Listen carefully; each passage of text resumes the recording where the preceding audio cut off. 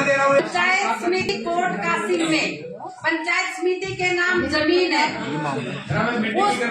उस जमीन के ऊपर एसडीएम राम किशोर मीणा और जलदाय विभाग का एक व्यक्ति सुबह 5 बजे जेसीबी चलवाकर दीवार ढवाते हैं, नींव खोदते हैं, ईंट मंगवाते और चढ़ाई शुरू करते हैं।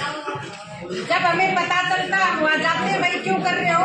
ताकि हम तो इसका सदुपयोग कर रहे हैं। जलदाय विभाग के एससी साहब ने ये कहा है कि ये हमारी जमीन है, आप इसकी 4 दीवारी करवा दो, जबकि उसकी रजिस्ट्री स्वरूप नाम के एक कर्मचारी के नाम से हो चुकी है।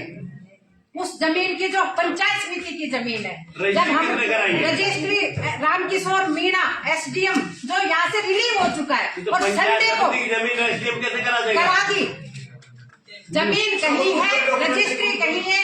और फिर जब हमने रोका तो रामकिशोर मीणा एसडीएम बोला मुझे एससी जलदाय विभाग ने कहा कि इस जमीन को खाली करो, इस प्लॉट को आप कब्जे में लो।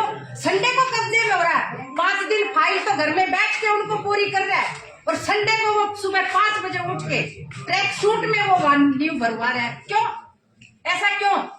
तो जलदाय विभाग के किसी भी एक जो एससी या एक्सीडेंट बैठे वो मुझे बताए, पंचायत समिति ने आपको जमीन बोरिंग के लिए दी थी कि सभी लोगों का भला हो, पानी मिले। पानी सूख के 1 साल हो चुका है, जमीन हमारी है और फिर हमें हमारी औकात बताई जाती है। मीटिंग में एसडीएम नहीं आया आज तक, हम निंदा प्रस्ताव लेते हैं तो लोग रोकते हैं, हमें अधिकारी और कर्मचारी रोकते हैं। तो मैं ये जलदाय विभाग के एससी साहब से हार्टली रिक्वेस्ट करती हूँ कि वो कम से कम ये तो बताएं कि जमीन आपके पास पट्टा है, आपके पास रजिस्ट्री है, आपका एक कर्मचारी रजिस्ट्री करवा चुका और वो कह रहा जमीन हमारी है।